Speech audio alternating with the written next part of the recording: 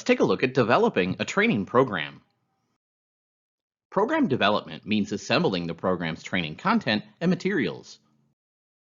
It means choosing the specific content the program will present, as well as designing and choosing the specific instructional methods like lectures, cases, web-based, and so on that you'll use.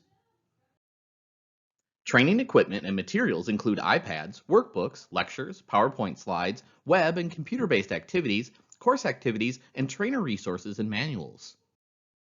Some employers create their own training content, but there's also a vast selection of online and offline content.